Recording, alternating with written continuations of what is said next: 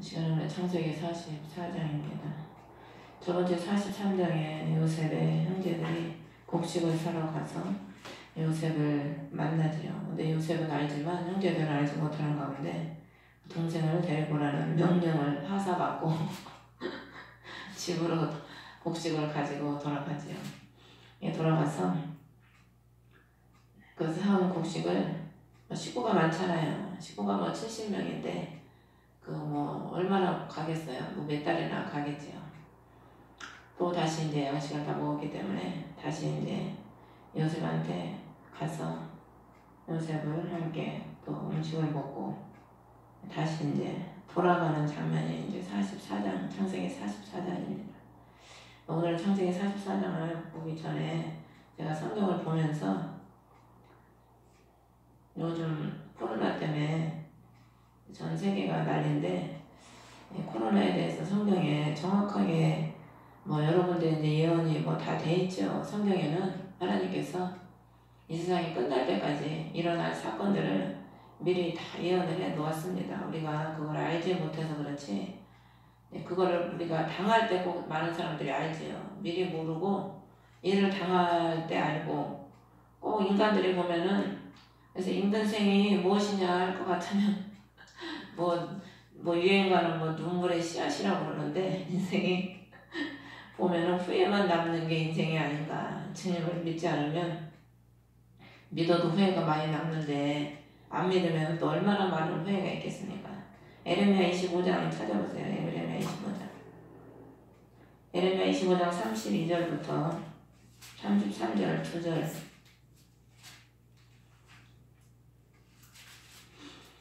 에레미야 25장 32절 33절 보시면은 32절에 만군의 주가 이같이 말하노라. 보라 재앙이 나아가 민족에서 민족에게 일고 큰 회오리 바람이 땅의 경계에서 일어나리라.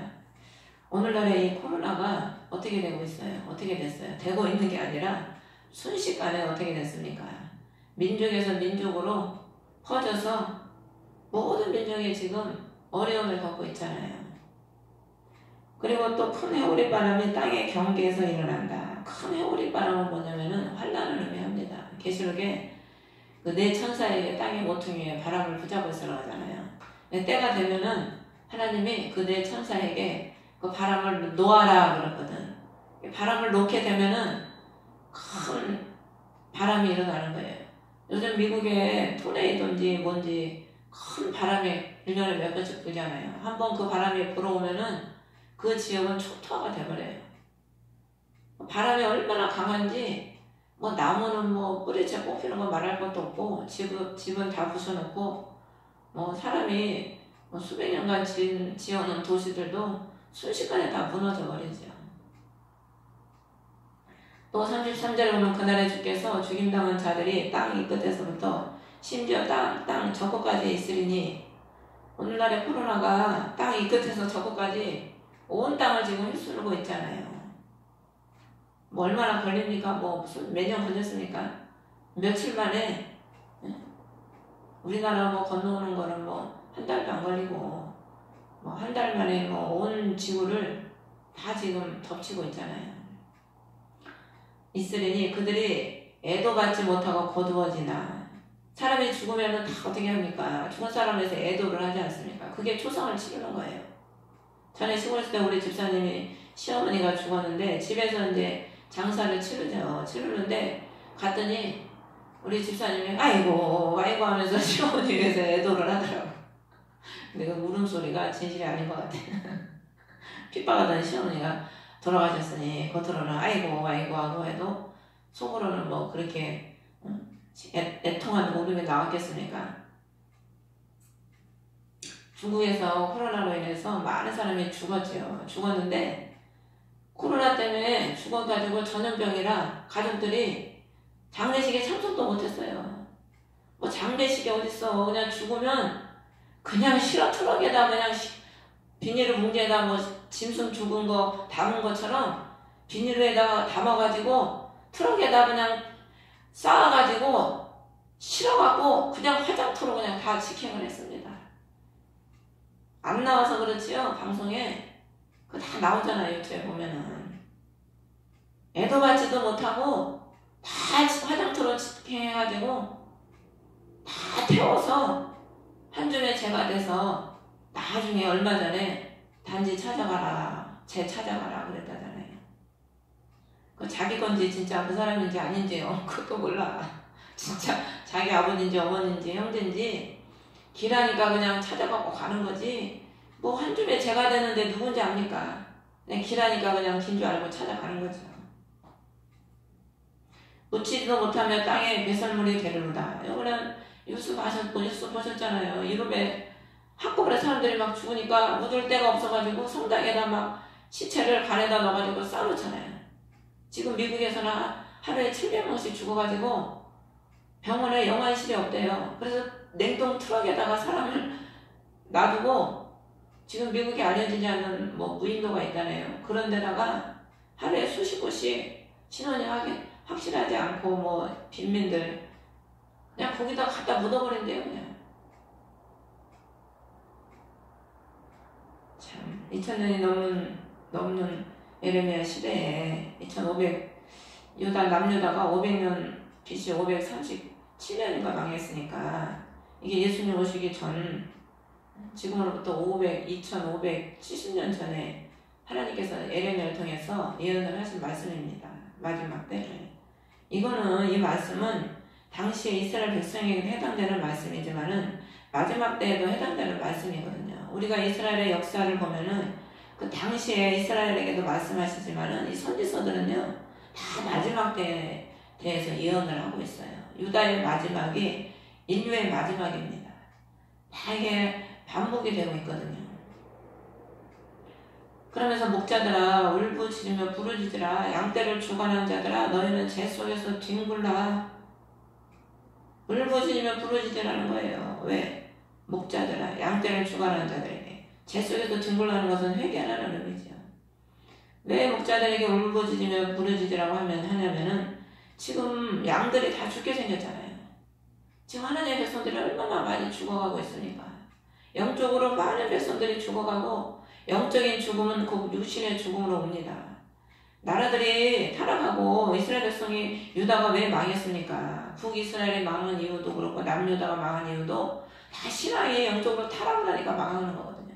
우리나라가 이렇게 된 것도 다 원인이 예수 믿는 사람들이 다 타락을 하고 배교하고 기독교인들이 주의종들이 배교하고 다 기도의 불이 꺼지고 교회들이 세속에 물들어서 영적으로 타락하니까 육신에 심판이 오는 거거든요. 노아 시대에도 그렇고 롯의 시대에도 그렇고 심판이 왜 왔습니까? 다 거울로 우리가 알잖아요. 영적 타락은 그 세상의 심판을 불러일으키는 거거든요. 우리는 성경이 거울이 돼서 그거를 보고 들으면서도 많은 사람들이 깨닫지 못하고 안일하게 살아가고 있죠. 요즘에 여러분들도 유튜브를 보면은 메뚜기 재앙까지 덮쳐서 애굽의 열재앙을 하나님이 내리셨는데 8번째가 메뚜기 재앙이거든요. 그 재앙의 순서도요 다 이유가 있어요. 메뚜기 재앙이 8번째인데 그 뒤에 9번째 재앙이 암흑이고 10번째 재앙이 장자의 죽음이 오거든. 메뚜기가 먹는 게 뭘 먹습니까? 메뚜기는 푸른 걸 다 먹어버려요. 곡식을 다 먹어버린다니까. 알곡을 다 먹어버리는 게 메뚜기입니다. 마지막 때는 알곡이 다 사라져요. 하나님이 그렇기 때문에 심판을 하시는 거거든. 어둠이 온다는 것은 그 사망이 온다는 전조 증상이죠. 전조 증상.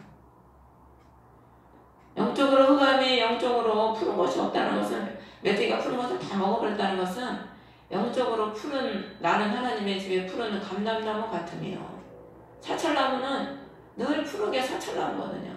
우리 예수 믿는 사람들은 기도하는 사람들이 사철나무예요. 하나님의 집에 기름의 등불을 끄지 않고 모세의 성막에 보면 하나님이 늘 기름의 불을 끄지 말라고 그랬거든. 늘 제사장은 기름을 정리해서 그 불을 꺼치지 말라고 그랬어요. 하나님의 백성들이 푸른 감람나무 같은 그런 백성들이 돼야 되는데 푸른 감람나무가 아니라 다 시들어버린 몹쓸나무들이 돼가지고 아론의 쌍난 지팡이처럼 부활의 소망을 가지고 살아야 되는데 이 땅에 소망을 가지고 사니까 무슨 푸른 감람나무가 되겠습니까? 하나님을 어떻게 기쁘시게 할 수 있겠습니까? 그러다 보니까 푸른 것들을 다 먹어버리는 거예요, 메뚜기가. 재앙이죠, 재앙. 그러고 나서 어둠이 와서 죽음이 오는데 푸른 것들이 다 사라지니까 흑암이 오고 영적 흑암이 오고 영적 흑암이 오면은 그때 사단이 활동을 하고 적그리스도 활동을 하게 되는 겁니다. 순서가 다 그렇게 돼 있는 거예요. 성경의 모든 순서들은 애굽의 재앙도 그렇고 이스라엘의 멸망의 그 과정도 그렇고 오늘날의 마지막 때의 재앙도 다 마찬가지죠. 그런 것들을 우리가 영적인 눈이 있으면 그런 걸 보고 다 깨달을 수 있습니다.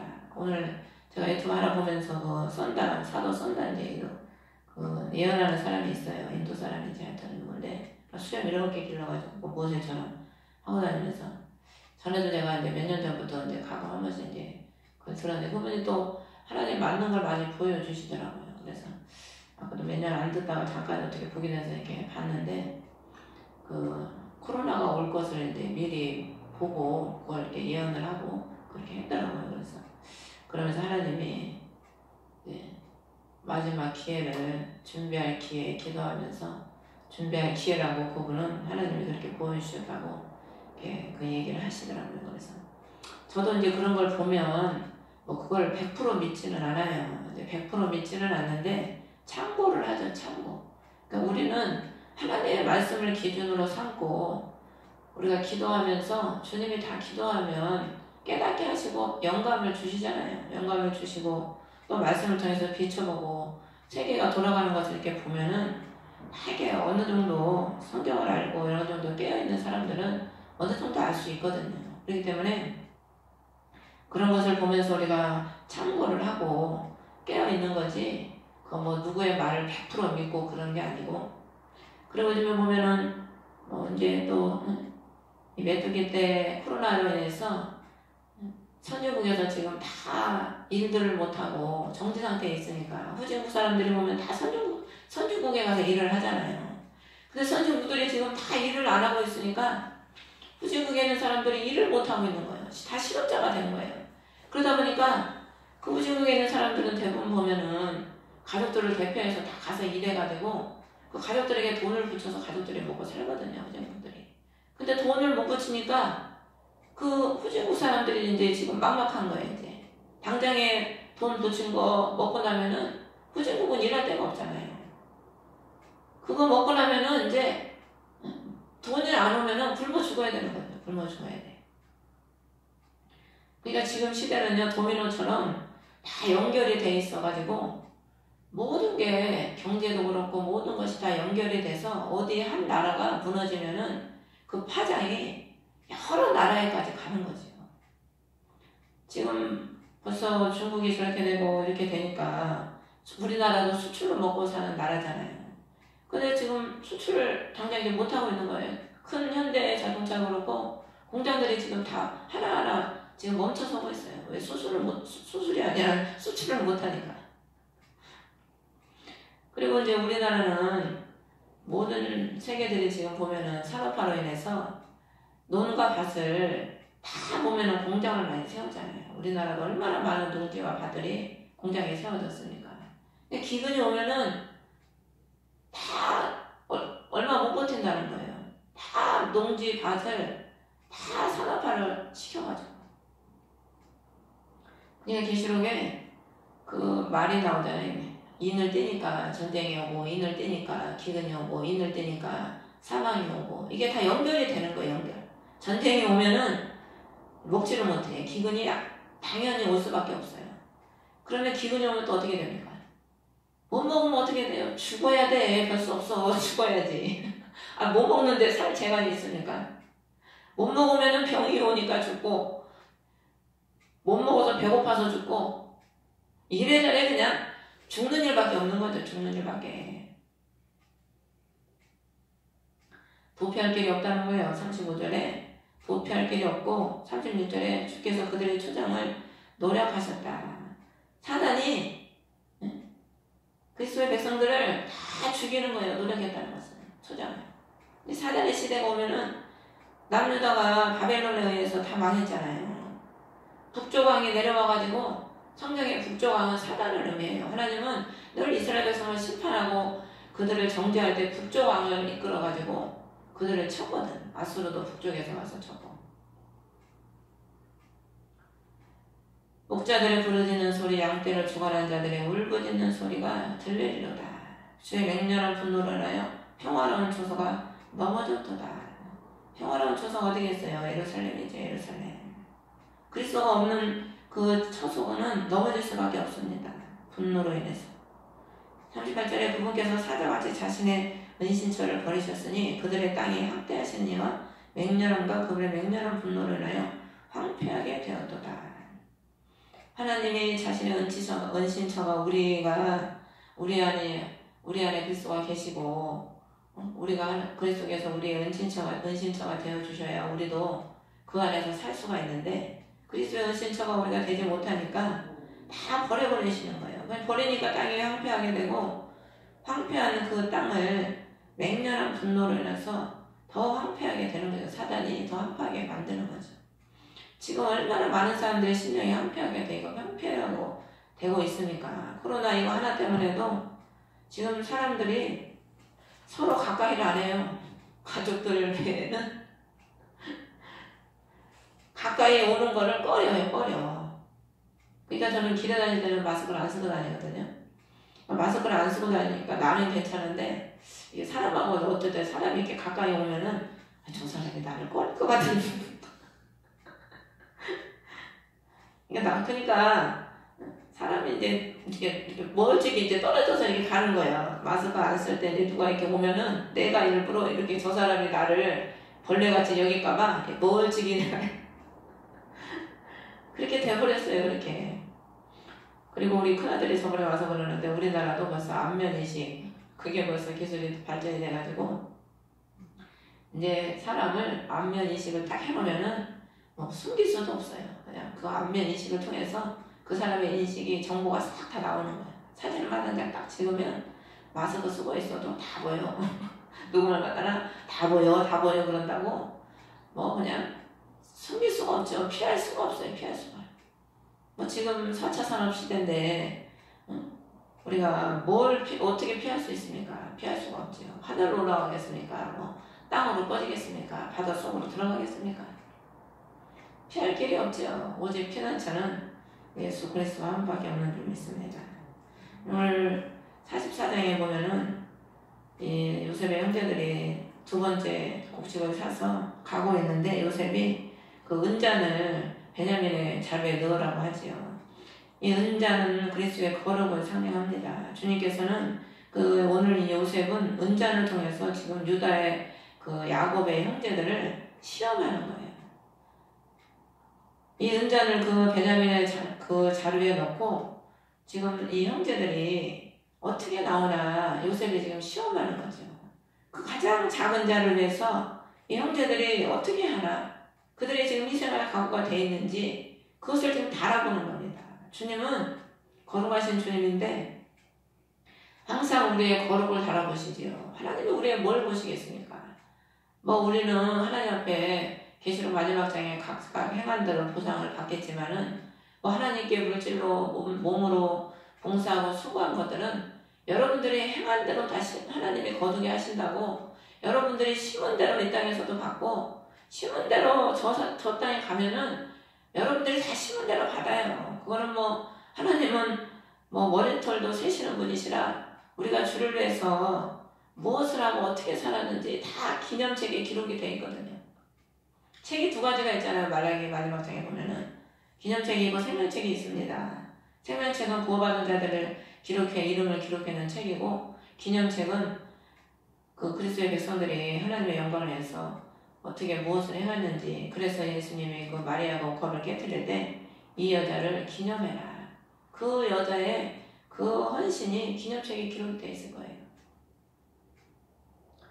이 거룩을 하나님은 늘 달아보시는데 그 벨사살 왕이 하나님이 달아봤더니 어떻게 됐습니까? 부족해서 그날로 죽임을 당하는 거예요.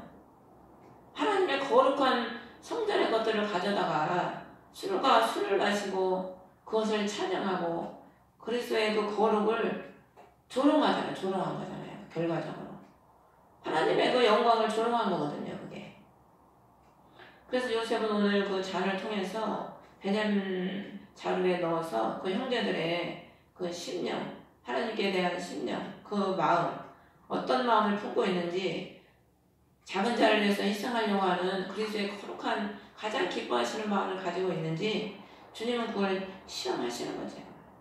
그래서 16절에 보면은 오늘 이 요셉의 형제들 중에 야곱을 설득해서 다시 곡식을 사러 가게 주동을 하는 사람도 유다고, 오늘 44장에도 보면은 유다가 앞장을 서서 베냐민을 위해서 중보해주고 유다가 이 일을 해결하는 걸 볼 수가 있습니다. 유다는 우리 그리스도를 상징하는데 그리스도께서 우리를 중보해 주시고 우리를 구원해 주시는 것이라고 우리가 볼 수 있죠.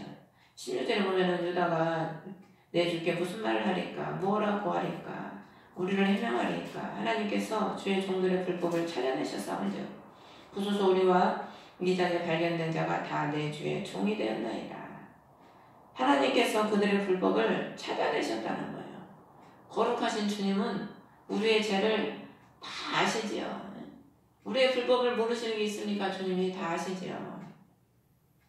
그러니까 지금 유다가 회개를 하고 있는 겁니다. 주님 앞에 자신들의 그 죄를 지금 회개하고 있는 거죠. 그러면서 우리는 주의 종이 되기에 합당하다는 거예요.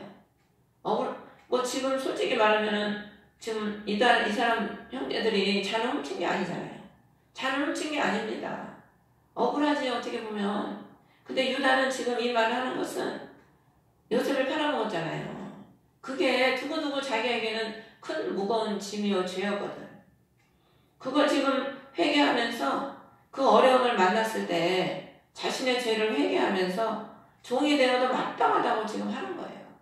우리가 어떤 어려움을 만났을 때 물론 그 사람한테 잘못을 하지 않았어도 하나님은 보면은 우리를 깨닫게 하시고 우리를 겸손하게 하시려고 우리에게 고난을 주는 경우가 많거든요. 그러면은 그 고난을 만났을 때 우리가 고난당할 때는 생각해라 그랬잖아요. 지난 날을 회상해 보면서 하나님 앞에 내가 교만했었구나. 하나님 앞에 내가 충성하지 못했구나. 내가 게을렀구나. 주님을 내가 기쁘시게 하지 못했구나. 그런 것들을 자신의 불법을 발견하면서 회개하는 사람이 돼야지 내가 뭘 잘못했까 하나님 나한테 이렇게 하시냐고. 전에 광명에서 오셨던 집사님이 남편한테 얼마나 얻어맞는지 예수 믿는다고. 그분은요 매직도 좋은가 봐. 남편이 때리면은요 아주 너는 때려라. 네가 이기나 내가 이기나 보자. 그러면서 아주 맞고 있어도 아주 남편이 지칠 때까지. 그래도 또 멀쩡하더라고. 그것도 주님의 은혜인 것 같아. 한 번은 하나님께 기도를 하는데 땅을 부셔라 막 치면서 내가 무슨 잘못을 했는데 나한테 이러시냐고 막 겁나게 막 그러더라고요. 겁나더라고요. 겁나. 그러니까 우리가요 참 하나님은 이유 없이 때리겠습니까? 너 고집 좀 버려라. 하나님은 이유 없이 하는 일이 없으셔요. 다 이유가 있으니까 하시는 거거든. 그러면 자신을 돌아보고 내가 하나님 앞에 회개할 것이 무엇인가 자신을 돌아봐야 되는데 상대만 미워하는 거야. 상대만. 유다는 그 지난날에 요셉을 팔아먹은 그 불법, 그 불법이라는 거예요. 불법. 요셉이 구원자 아닙니까? 예수 그리스도 자기의 주잖아. 주. 예수님을 팔아먹은 게 불법이에요. 우리가 뭐 도덕적인 죄를 지은 게 불법이 아니고 그분을 믿지 않은 거, 그분을 팔아먹은 거, 예수를 믿으면서도 돈 때문에 예수 팔아먹고 명예 때문에 예수 팔아먹고 오늘날 유다처럼 예수 팔아먹은 사람이 얼마나 많은지 모릅니다. 그게 불법이라는 거예요. 하나님 보실 때는. 도덕적인 죄가 불법이 아니고. 오늘 44장에 보면은 16절부터 시작해서 절절마다 유다가 가까이 가서 18절에도 오 내 주여 주의 종이. 절절마다 또 보면은 주의 종에게 분노하지 마. 주께서는 마치 팔아먹었다이다. 19절에도 내 주께 주의 종들에게. 20절에도 우리가 내 주께 이르되. 21절에도 내 또 주의 종들에게. 22절에도 우리가 내 주께. 23절에도 또 주의 종들에게. 24절에도 주의 종 내 아버지에게 내 주의 말씀을. 27절에도 보면 주의 종으로 시작하고 30절에도 보면 중간쯤에 주의 종 내 아버지에게 갈 때에 31절에도 중간쯤에 주의 종들의 주의 종 우리 아버지의 흰머리. 32절에도 처음에 시작할 때 주의 종이. 33절에도 그러므로 이제 뭐라고 하는데 주의 종이. 절절마다 주의 종이라는 거예요. 절절마다. 우리는 누구의 종입니까? 주의 종이잖아요. 주의 종. 여호와 하나님. 천지를 창조하신 주. 그 하나님의 우리가 종인 거예요. 종. 유다와 형제들은 전에는 종이 못돼서 팔아먹었어. 종이 못돼서. 아버지가 가장 사랑하는 요셉을 팔아먹었잖아요. 자기들이 주인이 아버지가 주인이 아니고 그러니까 팔아먹은 거거든. 그런데 이제는 그 옛날에 자기들이 주인이었던 교만했던 그들이 지금은 주의 종이 된 겁니다. 주의 종이. 그리스도의 종이 돼서 어떠한 철결도 달게 받겠다는 그런 마음을 지금 가지고 있는 거죠. 그러면서 30절에 내 아버지께 이 말 재앙은 혹시 내가 볼까 염려하나이다. 전에는 가장 아버지가 사랑했던 요셉을 팔아먹고 아버지가 어떻게 될지 생각이나 했겠습니까? 아버지 걱정을 하고 아버지 마음을 알았겠어요? 그리스도의 마음을 갖지 못하고 종이 되지 못하면요 하나님의 마음을 절대 알 수가 없습니다. 그리스도의 종이 되지 못한 사람이 어떻게 하나님의 마음을 알 수가 있겠어요? 어떻게 하나님의 마음을 기쁘시게 할 수가 있고 어떻게 그분이 뭘 해야 기뻐하고 뭘 해야 슬퍼하는지를 어떻게 알 수가 있겠습니까? 주의 종이 되지 않는 한 마음을 낮추지 않고 겸손하지 못하고 낮은 자세로 우리가 내려가지 않으면은 하나님의 마음을 알 수가 없어요. 주님의 마음을. 교만한 자는 늘 위만 바라보거든. 자기만 생각하고. 낮은 자의 마음을 헤아릴 수가 없죠. 아버지의 마음을 헤아릴 수가 없습니다. 우리가 복음성가에도 그런 복음성가가 있잖아요. 아버지 당신의 마음이 있는 곳에 나의 마음이 있기를 원합니다. 당신의 눈물이 있는 곳에 내 눈물이 있기를 원한다. 주님의 종이 되지 않으면은 아버지의 마음이 있는 게 아니라 늘 그냥 사람한테 대접받고 돈의 마음 쏠려가지고 인정미나 받을까 어떻게 하면 돈 손에 쥘까 늘 그런데 마음이 쏠려있죠. 어떻게 하면 육신을 즐겁게 할까 어떻게 하면 내 영혼아 평안히 쌓아놓고 거할까. 부자처럼 나사로는 대문 앞에서 죽어가고 있는데 그거는 아버지 마음은 지금 나사로한테 있는데 그 부자는 마음은 나사로한테는 있는 게 아니고 쌓아놓고 즐겁게 즐기면서 잘 먹고 거기에만 마음이 있는 거예요. 하나님의 마음이 없으니까. 이제는 종이 되니까 아버지의 마음을 갖고 어떻게 하면 아버지를 기쁘시게 하고 어떻게 하면 아버지가 슬플까 그걸 아는 겁니다. 형제들이. 그러니까 지금 유다는 아버지가 재앙을 당해서 죽으실까봐 자기가 죽겠다는 거야. 자기가 죽겠다는 거야. 진정한 종으로서 그리스도의 마음을 갖고 충성하고 주를 위해서 죽고자 하는 그런 마음을 지금 가지고 있는 거죠. 이런 마음을 주님이 기뻐하시죠. 그래서 하나님은 요셉은 그런 형들의 그 자세를 보고 45장에 보면은 자신을 알리죠. 1절에 보면은 억제하지 못하고 모든 사람을 물러가라. 요셉이 형제들에게 자기를 알릴 때 함께 있던 자가 아무도 없었더라. 요셉을 알릴 때 그 이방 이집트 사람들은 다 내보내놓고 형제들에게만 자신을 알린 거예요. 뭘 의미하냐면 이방 사람은 그리스도를 알지 못합니다. 그리스도의 본질을 알지 못해요. 겉의 것을 알죠. 예수가 이 땅에 오신 위인이고 겉의 것을 알지만은 본질을 모르는 거예요. 형제들에게만 자신을 알리는 겁니다. 예수님의 제자들에게만 너희에게는 하늘의 비밀이 허락됐지만 저들에게는 허락되지 않았다 그랬었거든. 그 사도 바울이 다메섹으로 갈 때 여러 사람에게 갔지만은 그리스도의 음성을 들은 거는 바울밖에 못 듣잖아요. 음성을 듣고 빛을 먹었다고 그랬나? 바울만이 그리스도의 본질을 보게 되거든요.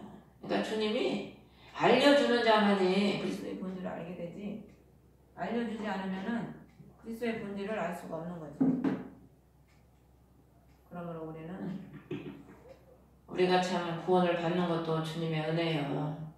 하나님이 알려주시는 것도 주님의 은혜고, 성경에 보면은 다 주님이 찾아오셔서 선지자들도 그렇고 다 자신을 알려주시잖아요. 자신을 열어서 보여주시고 알려주시고 나타내주시고 구원해주시고. 그렇기 때문에 우리가 주님을 알고 믿고 주님이 보호하심으로 오늘까지 오고, 또한 천국도 우리 힘으로 가는 게 아니고 주님이 우리를 데리고 가셔야 가지 않습니까? 그럼 우리가 늘 순간마다, 우리가 늘 숨을 안 쉬면, 순간도 숨을 안 쉬면 죽잖아요. 육신의 혼도. 그것처럼 우리 영혼은 늘 순간도 주님을 의지하지 않으면 어둠에 빠질 수밖에 없죠. 그러므로 늘 예수님을 의지하고 또 사랑하는 저와 여러분 되시기를 주의 이름으로 축원합니다. 주기도문으로 예배를 마치겠습니다. 하늘에 계신 우리 아버지, 이름이 거룩하심을 받으시오며 나라의 마옵시며 뜻이 하늘에서 이루는 것 같이